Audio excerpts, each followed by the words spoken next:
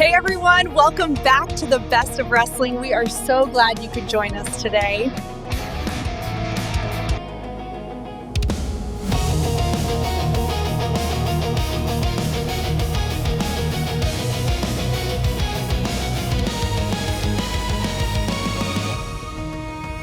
What if I told you that for nearly 40 years, the entire business model of professional wrestling in North America was run less like a sport and more like the mafia? That's an incredible framing. You're talking about the territory era. And it's not just a loose analogy, is it? We're talking about strict geographical boundaries, family-run operations, a code of silence around finances, and severe consequences for anyone who dared to break the rules. Exactly. It's this fascinating contradiction. On one hand, this system was this incredible engine of creativity. It forged some of the biggest stars in entertainment history by forcing them to connect with local audiences week in and week out. On the other hand, it was built on a foundation of anti-competitive practices that would make any modern regulator's head spin. It's the ultimate hidden in plain sight story. This decentralized, almost feudal system created a massive, continent-spanning industry, all while operating on unwritten rules and promoter respect.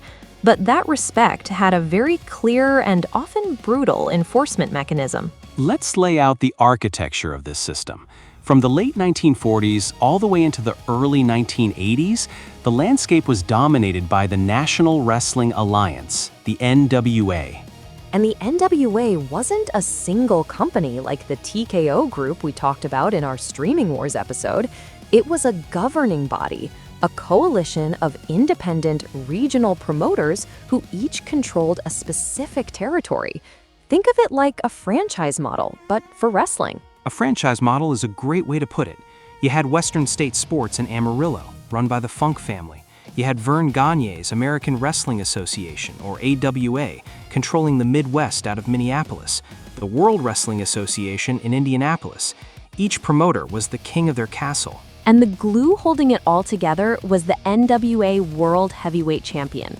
This champion would travel from territory to territory, defending the belt against the top local star. It gave every local promotion a connection to the bigger world stage and a guaranteed main event that would draw huge crowds. But here's the darker side of that model, which outlets like Salon.com have really dug into. That NWA coalition wasn't just for collaboration. It was a cartel designed to control the labor market. Promoters colluded to keep wrestler wages down, and most importantly, to punish anyone who didn't play by their rules. Right. If you were a wrestler who jumped to an outlaw promotion, one not in the NWA, you risked being blackballed. The promoters would literally conspire to make sure you couldn't get booked anywhere. They would sabotage rival events, bribe officials. It was a genuine effort to stifle any and all outside competition. So if you're a young athlete in, say, 1975, and you want to become a pro wrestler, what does that path even look like? It's not like today, where there are performance centers and established schools everywhere. It was pure apprenticeship. There was no formal system. The research shows many came from amateur wrestling or college sports, looking for a quicker way to make a living. You'd find a local promoter or a veteran wrestler to take you under their wing. The story of a wrestler named Sonny Myers from the Central States Territory is a perfect example. He had his first professional match just 6 months after he started training, learning entirely on the job. This is what veterans call learning how to work. It wasn't just about learning the moves, it was about learning to read a crowd, to tell a story in the ring, to get a reaction. And you had to learn it fast, in a different town every night, in front of a different audience with different tastes. That rigorous, hands-on training is what forged such compelling performers. Wait, what about creative control? Did wrestlers have any say in their characters or storylines? Very little. unless you were the one in charge. This is where you see the rise of the promoter wrestler. Guys like Vern Gagne in the AWA, Jerry Lawler in Memphis, or Ole Anderson in Georgia Championship Wrestling. They didn't just run the business, they often booked themselves as the top star. Some saw it as self-serving, but from a business perspective, it was pragmatic. You put your most trusted, reliable draw in the main event. So your creative autonomy and your financial ceiling were directly tied to your relationship with a single person, the promoter. That's a staggering amount of power consolidated in one role. It's the polar opposite of someone like Braun Strowman today, who, after leaving a major promotion, can immediately start his own branded content and build his own business. Totally. A wrestler in the territory days was the quintessential independent contractor, but without any of the modern tools for self-promotion. Your reputation was your currency, and that reputation was managed entirely by the promoter's network. Let's analyze this as a business model. What were the strategic advantages of this handshake economy? The big one is product diversity and market fit. Each territory developed its own unique style. The wrestling in Memphis was different from the wrestling in the Carolinas, which was different from the wrestling in Calgary. Promoters were deeply connected to their local audiences and could tailor the product to what sold tickets in their specific market. It was a portfolio of distinct regional brands. It was also an incredible talent incubator. By forcing wrestlers to move around and adapt, the system ensured a steady supply of seasoned performers. If a character got stale in one territory, the promoter could send them to another where they'd be a fresh face. This constant circulation of talent kept the product from getting stagnant. But the disadvantages are just as stark. The model was fundamentally protectionist and resistant to change. The reliance on local TV deals and live gates made it incredibly vulnerable to a national disruptor. And that's exactly what happened in the early 1980s. Enter Vince McMahon. He inherited the Worldwide Wrestling Federation, the WWF, based in the populous Northeast, from his father. His father played by the territory rules. Vince had a different vision. He saw the potential of cable television to create a single, national brand, and he began aggressively expanding, signing away the top talent from other territories. He broke the code. He didn't respect the handshake boundaries. He used the economic power of his territory to acquire top attractions and put his show on cable stations across the country, directly competing in other promoters' backyards. The old system, built on gentlemen's agreements, couldn't compete with a centralized, nationally televised, and better capitalized product. It's a classic business story. A fragmented regional industry gets consolidated by a single player who leverages new technology, in this case cable TV, to achieve national scale. The territory system simply wasn't built to withstand that kind of assault.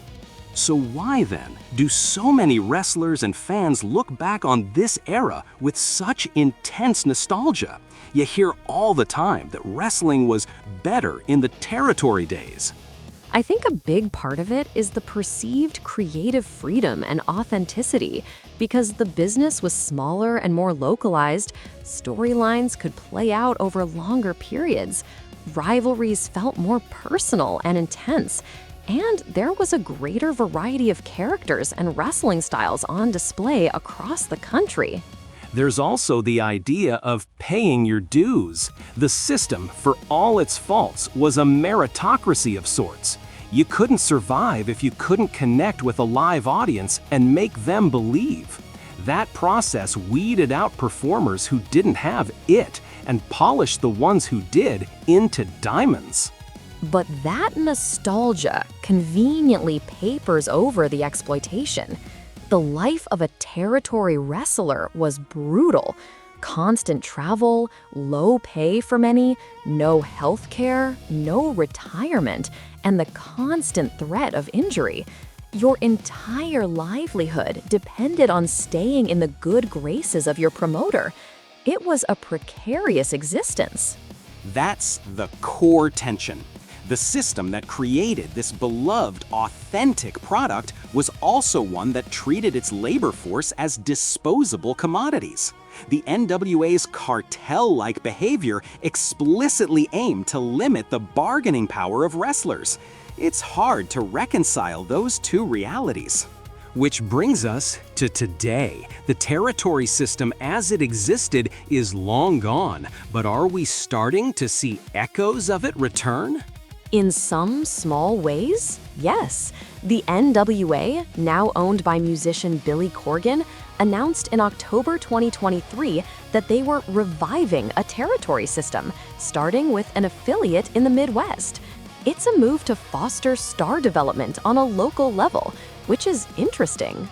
But the far bigger story, the one that feels like a true spiritual successor, is what's happening with AEW. They're not building a cartel, but a coalition. Exactly. Look at their partnerships. They collaborate with Ring of Honor, with New Japan Pro Wrestling, with Mexico's CMLL, with Revolution Pro in the UK. Talent moves freely between these promotions.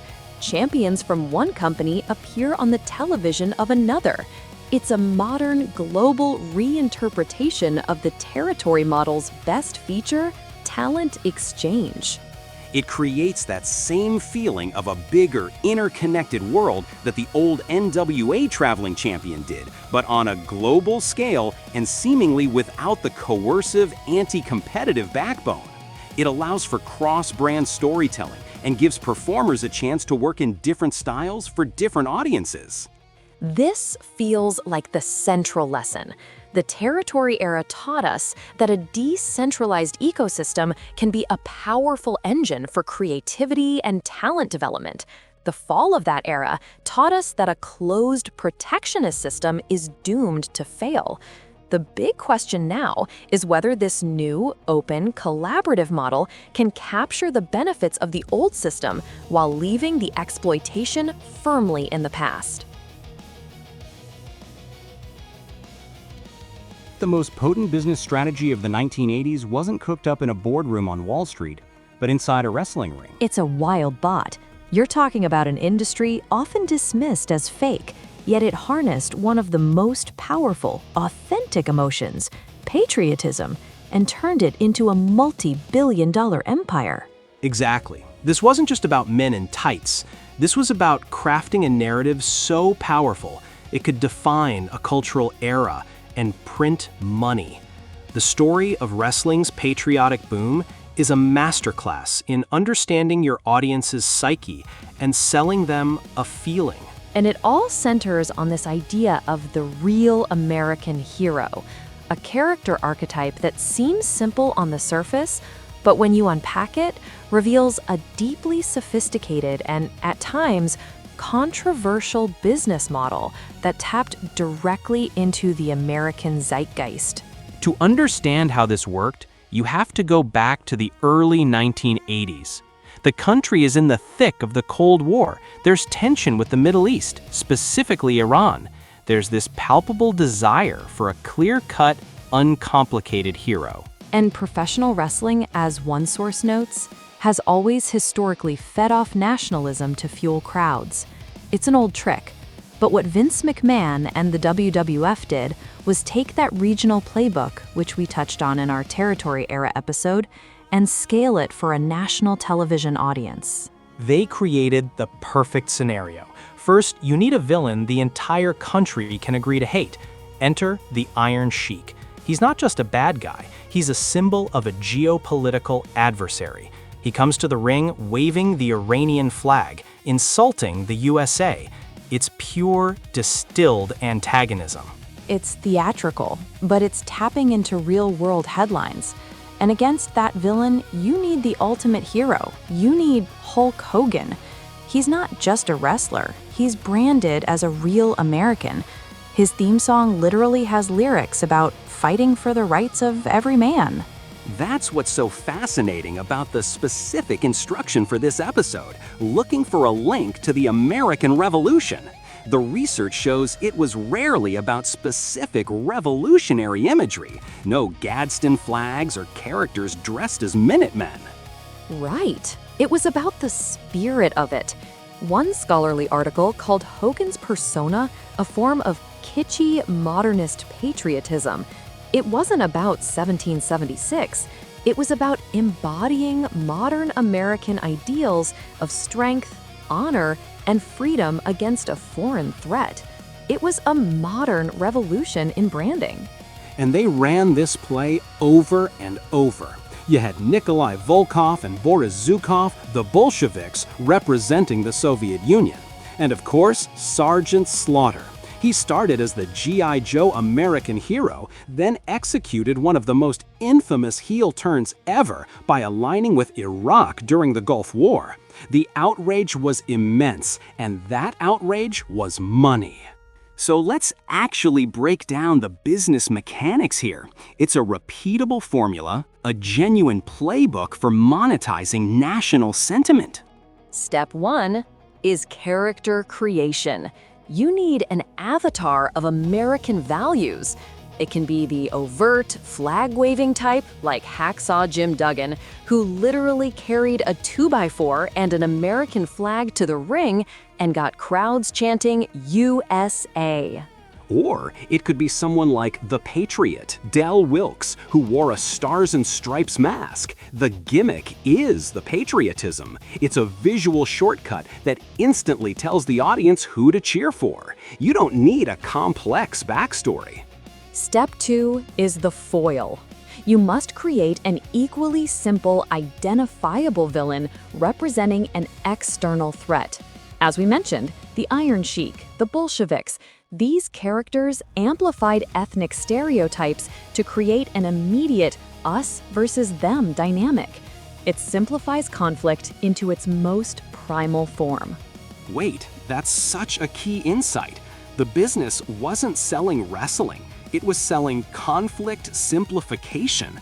In a world of complex gray areas, wrestling offered moral clarity for 2 hours on a Saturday morning. You knew exactly who was good and who was bad. Precisely. And that leads to step 3, monetize the emotion. Once you have that clear hero and villain, and the crowd is emotionally invested, you sell them artifacts of that feeling. The Hulk Hogan Hulkamania t-shirt isn't just a shirt. It's a way to show you're on the winning team, on Team America. The merchandise, the licensing deals with companies like Mattel for action figures, the video games, every single product reinforces the narrative. According to a Medium article, these themes were leveraged across every line of engagement, storylines, merch, live shows, to build incredible loyalty and commercial value. The entire business becomes a self-reinforcing loop. The patriotic story sells tickets, which creates a loud, chanting crowd for TV. The TV show sells the pay-per-view. The pay-per-view creates an iconic moment that sells merchandise. It's a brilliant, integrated strategy.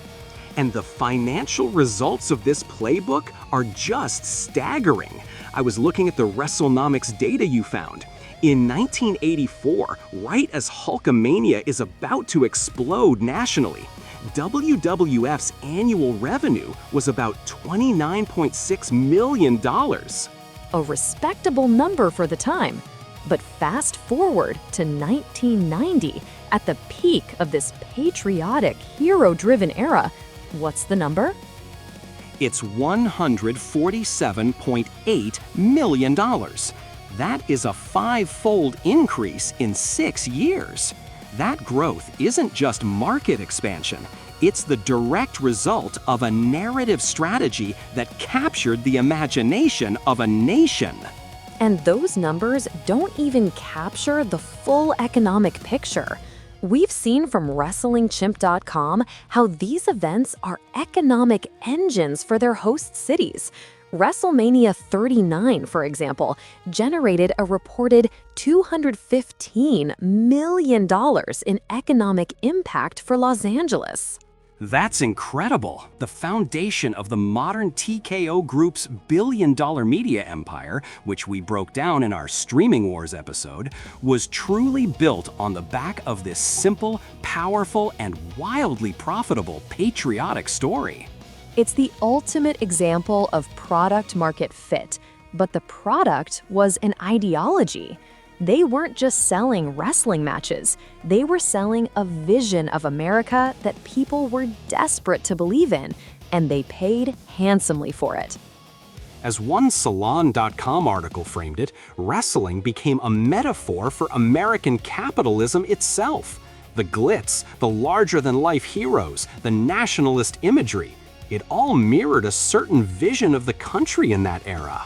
But like any super successful business strategy, competitors try to copy it. And eventually, the market changes. The real American playbook wasn't infallible. Absolutely. The most famous example is Lex Luger in the mid-90s. After Hogan leaves the WWF, they essentially try to run the exact same play. They dress Luger in red, white, and blue and sent him on a cross-country bus tour called the Lex Express. It was patriotism as a marketing campaign, and it felt hollow. Bleacher Report makes a great point here. These themes succeed or fail based on the cultural tone. By the mid-90s, the culture had shifted. Generation X was more cynical. The earnest, flag-waving hero felt dated. It didn't resonate. And that opened the door for the Attitude Era. Overtly pro-America gimmicks faded.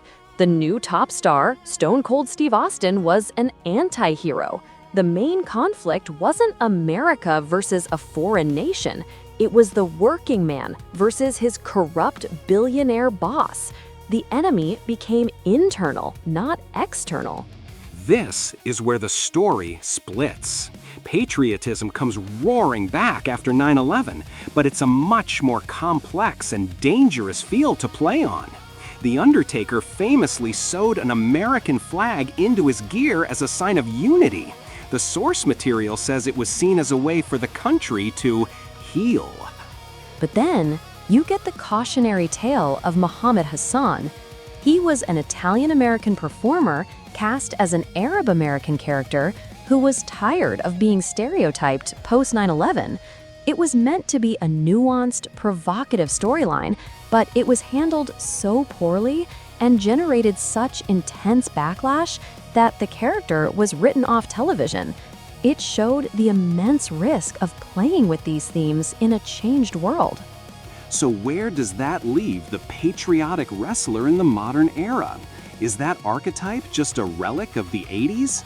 I think it's evolved. It's less about a generic USA chant and more about authenticity. Take Kurt Angle. His entire American hero persona was built on a legitimate, real-world accomplishment, winning an Olympic gold medal with a broken freaking neck. That's a patriotism rooted in actual achievement, not just a gimmick. That's a great distinction. The source of the patriotism matters more now, and we've even seen patriotism used for heel characters in a way that would have been unthinkable in the 80s. The research mentioned Jack Swagger, whose character was aligned with the Tea Party movement. Exactly. He was a real American, but one that represented a divisive political stance. It turned patriotism from a unifying babyface trait into a polarizing heel characteristic. That's a much more sophisticated form of storytelling that reflects a more fragmented modern America. So the simple hero versus foreigner story that built a financial empire has been replaced by something more nuanced. The global nature of the business today probably demands it. When you're running shows in Saudi Arabia or the UK, having your top star's main trait be "I'm American and you're not" is a limiting business model. For sure. But the legacy of that era is undeniable. It proved that the most profitable stories are often the simplest. It took complex national anxieties and sentiments and distilled them into a clear, emotionally resonant conflict between good and evil. And for over a decade, that simple story wasn't just good television, it was a revolutionary business. Do you ever wonder how wrestling shows pick those packed arenas in random cities halfway across the world? And it's not just about the ring action. Ticket sales, TV numbers, all that hustle behind the curtain. For years, the wrestling business treated live events as a consistent, almost predictable revenue stream. But it seems in 2026, the live event itself has become the strategic battleground. It's a fundamental shift. We're moving from a volume model to a value model. It's no longer about running 200 shows a year just to run them. Now, every single event, from a weekly TV taping to a stadium show, is a strategic asset designed to signal something to the market, to investors, and to media partners. And the two major players, WWE and AEW, are taking fascinatingly divergent paths to capture that value. On one hand, you have WWE going for this global, premium, scarcity-driven model. Exactly.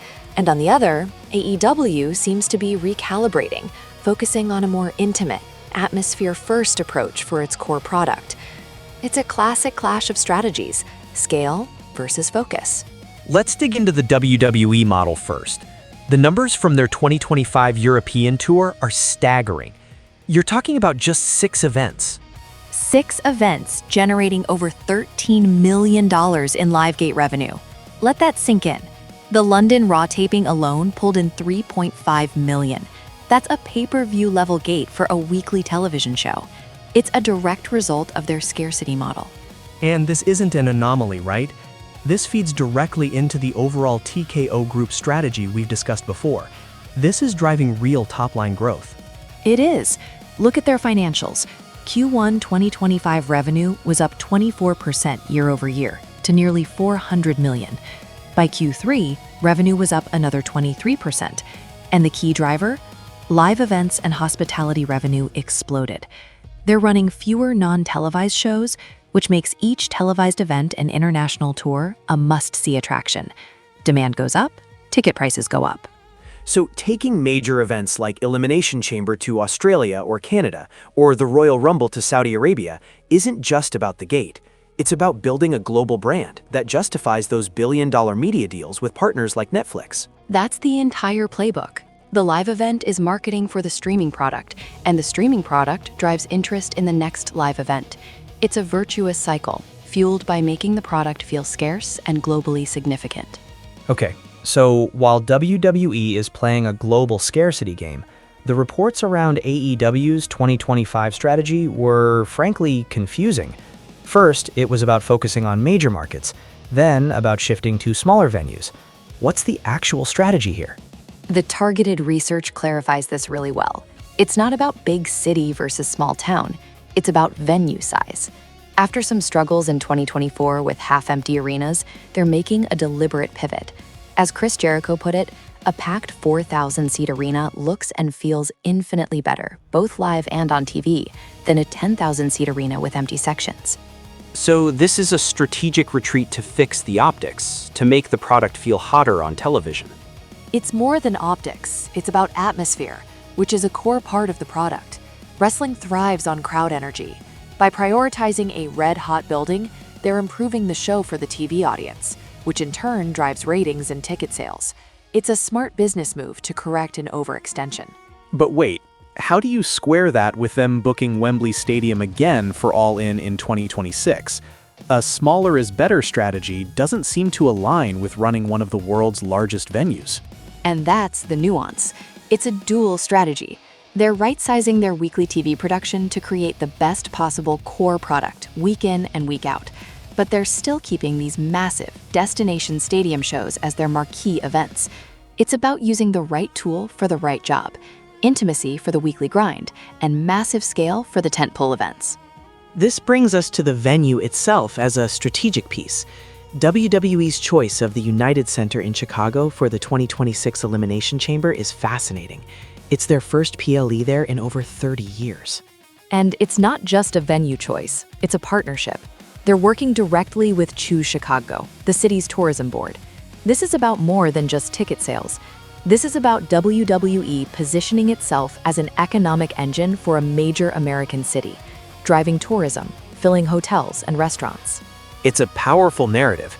They bring this massive global event, which will be the first streamed on ESPN in the US, and in return, they get local government partnership and goodwill. It embeds them into the economic fabric of the city. Contrast that with AEW at Wembley. That's less about a civic partnership and more about a declaration of international significance. It's a pure brand play. Planting their flag in a globally recognized stadium says, "We belong on this stage." The economic model is simpler. Sell as many tickets as humanly possible. No need for a tourism board when the venue itself is the destination.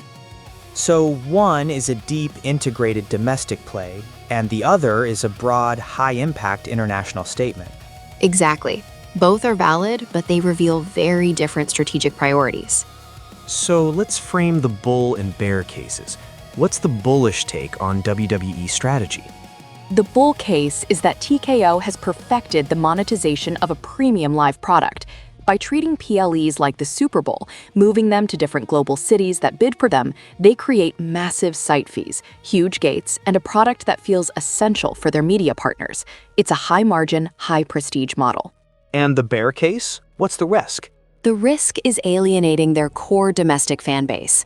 With fewer house shows and major PLEs happening overseas at inconvenient times, do they risk losing the grassroots connection? It could create an opening for a competitor to be the local alternative. Which leads directly to the bull case for AEW.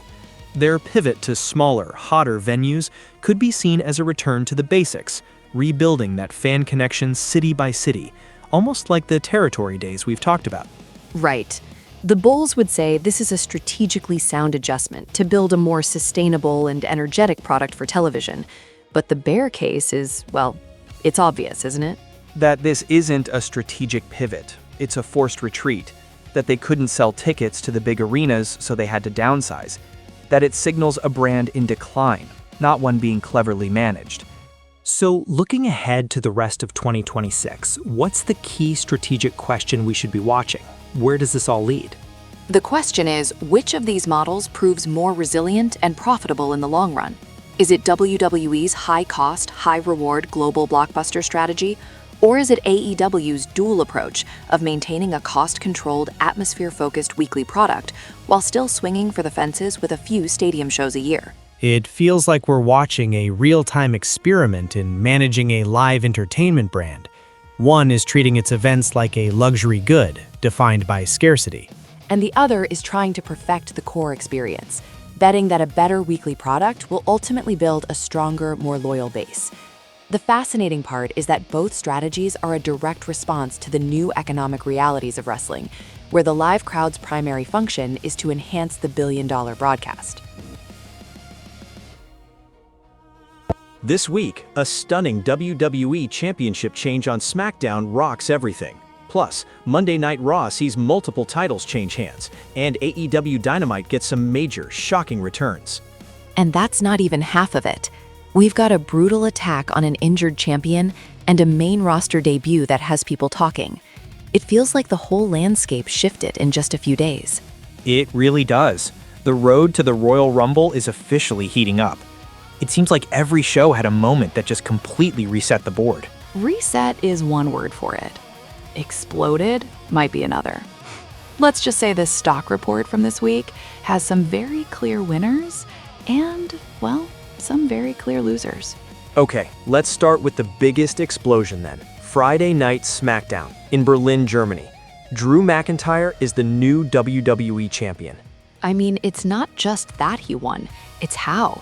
According to the recaps, this was a 3 stages of hell match against Cody Rhodes, and it was absolutely brutal. And the ending was pure chaos.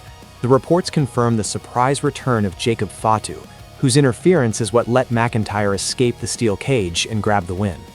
Wait, hold on. Surprise return is one way to put it. The Cage Side Seats stock report literally has Fatu on the losing stock list. They called his return bungled and a dumbass return. Okay, bungled is a strong word, but you can't deny the impact. He directly cost Cody Rhodes the WWE Championship. That's a massive statement, even if the execution wasn't perfectly smooth. It's a statement that he tripped? I don't know. The point is, Drew McIntyre is the champion because of it. And now look at the fallout. SmackDown GM Nick Aldis immediately sets up qualifying matches for a fatal four-way to determine the next challenger. And the list of participants is a murderer's row. Randy Orton, The Miz, Matt Cardona, Trick Williams, Damian Priest, Solo Sikoa, Sami Zayn, and Ilya Dragunov. But what does that list tell you? It tells me, oh, Cody Rhodes isn't on it. Exactly. After that loss, he's not even in the immediate title picture. That's a huge momentum shift. Cage Side Seats has him on that same losing stock list right next to Fatu. So Drew McIntyre is at the top of the mountain. And speaking of momentum, SmackDown also saw the debut of Trick Williams, who apparently had a fantastic showing against Rey Fenix after interrupting Randy Orton. Yeah, reports praised his charisma and potential. It's like SmackDown is simultaneously crowning a new king and anointing the next generation of challengers. And this all happened after Matt Cardona made his own surprise return the week before, on January 2nd. Right, where he got his first WWE win in over 5 years. So you're right, it's a total shakeup. SmackDown feels like it has a completely different energy than it did 2 weeks ago. Okay, so speaking of a different energy, let's switch gears to Monday Night Raw, which literally had a different energy. It was the Stranger Things themed episode for the first anniversary of WWE on Netflix. Which sounds weird, but the results were anything but. 2 major women's title changes in one night. First up, Rhea Ripley and Io Sky took the women's tag team championships from the Kabuki Warriors. A huge win. Ripley hits the Riptide, Sky follows with the Over the Moonsault, and we have new champions. This puts 2 massive single stars together as a team, which really elevates those titles. But the other title change is the one that has people talking. Becky Lynch reclaiming the Women's Intercontinental Championship from Maxine Dupree. A big moment for Lynch, getting the title back. Was it though? Every single report, from WWE.com to Kel Now, explicitly states she won by using the ropes for leverage. She cheated.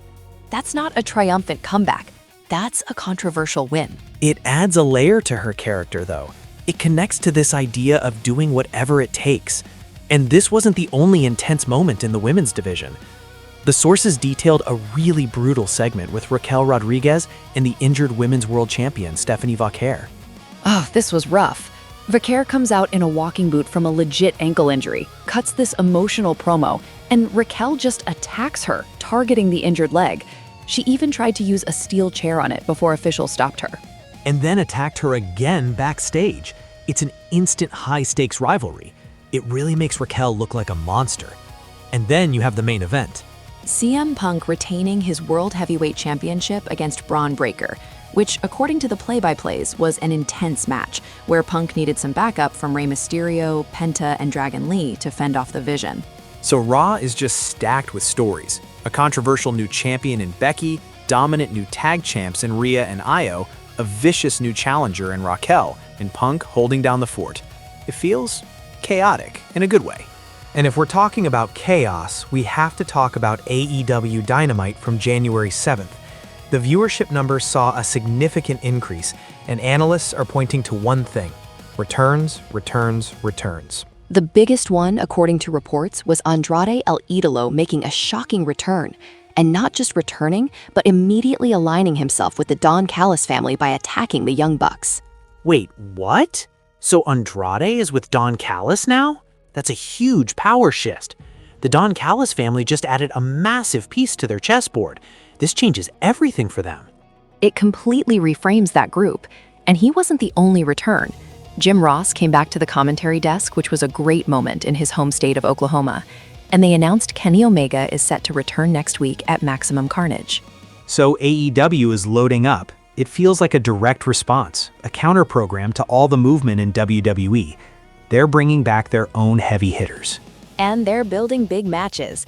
The main event was a lights-out match where Hangman Adam Page and Swerve Strickland beat Hook and Powerhouse Hobbs. Plus, reports say MJF confronted the ROH World Champion Bandito, setting up their AEW World Title match for next week. It's interesting to see the different strategies. WWE is creating chaos through title changes and new feuds. AEW is creating it through major unexpected returns and alliances. But the end result is the same. A feeling that anything can happen.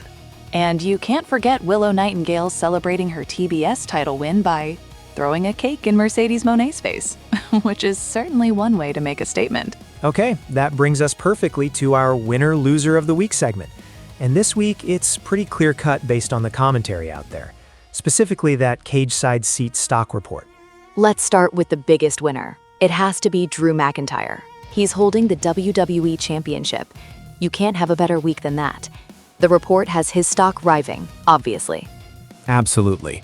But the report also lists CM Punk, Becky Lynch, Rhea Ripley, and Io Sky as having their stock go up. It feels like Raw's main event scene in women's division got a huge shot in the arm. Right. But then you get to the losers. And this is where it gets interesting. Cody Rhodes for losing the title and being left out of the #1 contenders tournament. That's a brutal fall from grace, even if it's temporary. And then there's Jacob Fatu, and this is where I see a little bit of a disconnect. The sources call the return bungled, and yes, his stock is down in the report, but he was also the single deciding factor in a WWE Championship match. Isn't that, by definition, a win? See, but industry insiders and analysts aren't looking at just the outcome. They're looking at the execution. If the consensus is that your big, surprising return looked clumsy, that damages your brand right out of the gate. The what was big, but the how was a mess. I guess. It just feels like we're grading on a curve. He changed the course of the company's top title. To me, that outweighs a clumsy moment. But the commentary is what it is. For now, the experts are calling it a loss. So where does all this leave us? What are the experts and analysts pointing to next? Well, on Raw, it's immediate. Gunther's promo about beating John Cena was interrupted by AJ Styles. They had a confrontation, Styles slapped him, and now they have a match set for next week. That is a massive TV match. A huge one.